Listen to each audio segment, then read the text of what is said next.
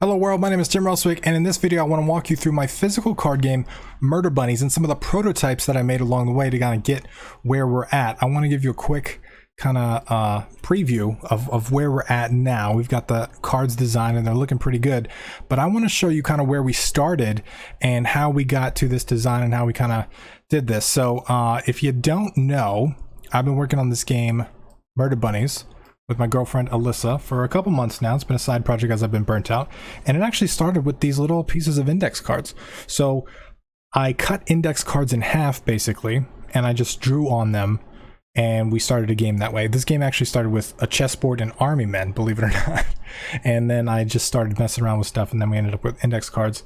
I don't have the original prototypes. I think they got thrown away because these are not the best quality index cards, but I was messing around with them, and I wanted to just share this part of it, because if you are not aware of kind of how easy it is to kind of just make whatever card games you want, you can start anywhere. You don't have to start professionally. So the second phase was I found these blank cards on Amazon, these blank playing cards, and I just started drawing on those.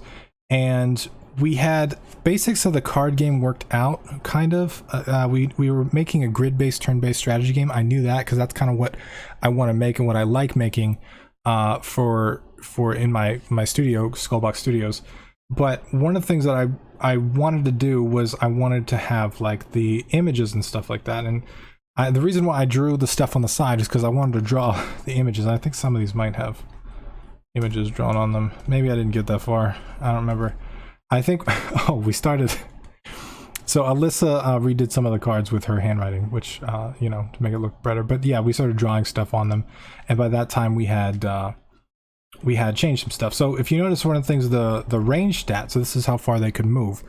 This actually got cut from the game, but this was a big part of the game early on. But one of the cool things about card game design and physical game design versus video game design is when you add or remove a feature. Specifically, when you add a feature, you have to program the thing, right? You have to put it in the computer and get it working before you can test it.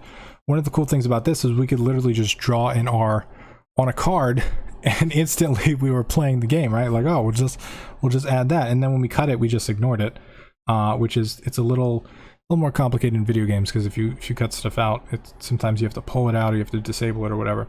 So yeah, this is actually phase 2 of the prototypes, and some of the cards we even simplified even more. We just went damage and health, but this is what we went with. And then we actually had, so again, these are just blank index cards.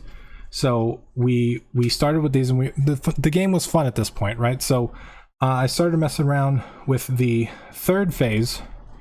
This says second phase on it, but this third phase, and this is when Alyssa kind of went back through and messed with all of the cards, because one of the things that I noticed immediately is we kept marking stuff off to change stuff, right? And so like after a while playing with these cards, they were kind of outdated because we just kept crossing so much stuff off. So we had to remake the cards, but now we also knew that we didn't need a range stat, and we didn't need a few of those things. And a lot of the bunnies at this point are actually named. They're not named thematically, they're named more for like what the image would be. So Coffee Bunny ended up turning into Turbo, for example.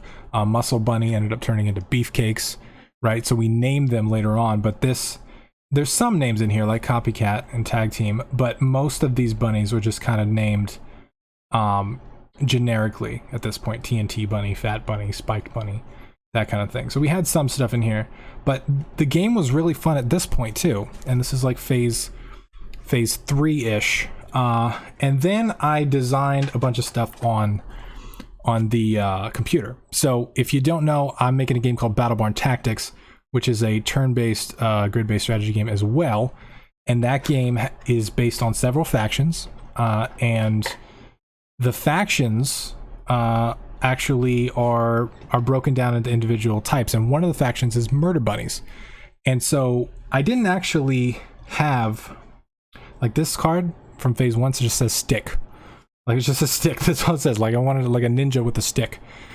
So we didn't actually have Murder Bunnies as the theme yet. And I decided on Murder Bunnies specifically because I was concerned, or I had the art laying around, and we were murdering, basically. That was what we were doing in the game. So I figured that would be a good next step. So these are the phase, I would say, 4 of the prototypes. And you can see we've got the attack, we've got the defense, we've got the name this time, and we've got this. And one of the reasons why I kind of went with a white background with just little skulls in the background is for printer ink. We don't need to make this all black and waste all that ink, so I just made it white. Even though I don't really like it's murder, right? This should be darker and better. So you remember I mentioned Coffee Bunny earlier? So Coffee Bunny was one of the ones that we turned into Turbo, and then he ends up being in like a little coffee cup, right? So I was drawing all this art on my iPad and kind of coming up with stuff as we go, and we would add little pieces of white paper in there because we found that like while we were playing a game, we didn't want to mess with the card. We just wanted to stick a piece of paper in there, and then we would come back to the card. So if a card needed an edit or whatever, we could just do it. Now these are actually not the final phase. So if you notice, this is actually part of the card, this ninja part of it, right? So phase 1, I actually thought, okay, well, I have these blank cards.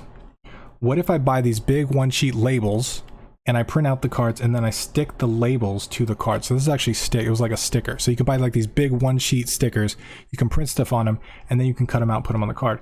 And that was okay, but I started to realize that since we're using card sleeves, we actually didn't need this part, and some of the stuff just we took regular paper and we just put it over the top on a card sleeve, and then at that point I realized like, oh, I could have just used regular playing cards and just slid the paper over the top. I didn't need to do all the sticker stuff, which took way too much time to prototype. So that was interesting. So sleeves really help. They also help with shuffling and stuff like that. And as you can see, like we still have stuff that we just crossed out here and there. 1+, we're changing name. His name was Lumberjack Jerry. Got changed to Hatchet. We changed Devil Bunny to Lucy. We're changing stats. We're changing a bunch of stuff on the fly, basically. And we had different play test styles. So like a white paper would be a terminology change. A green paper inside of the green or yellow paper, whatever it looks like, would be a mechanical change. So we would just mark these cards and then come back to them later as we were playtesting. So that was really cool, and we made a lot of progress. Like this is where the majority of playtesting actually took place, is this right here, and we kept coming up with new cards. And then these cards actually ended up getting cut, so they got reasons on them why they got cut. So that was the deck. And then, as you know, the final version, which is probably going to be very close to the print version, are these guys right here. And like I said, remember Muscle Bunny? Muscle Bunny got turned into Beefcakes. And this is Beefcakes right here. This big old muscly guy. We got Quarantini. How can you not have a pandemic bunny, right? How can you not? So the game has come a long way. There's a lot of cool stuff in here, and I'm really excited. I'm actually launching a Kickstarter on this very soon, and there's a link down below. I would really appreciate it if you go to that link and just click the notify button so you can get notified when the Kickstarter goes live.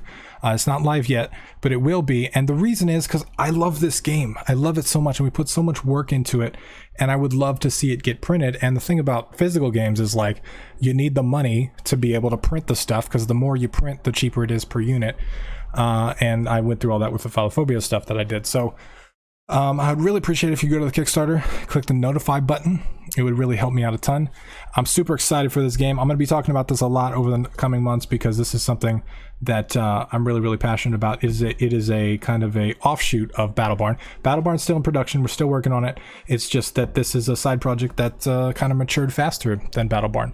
And this is a really addicting game. It's one of the games I'm really the most proud of ever. So Murder Bunnies, Kickstarter link down below. Make sure you check that out. I love y'all. Thank you so much for being part of this channel, and I will see you next video.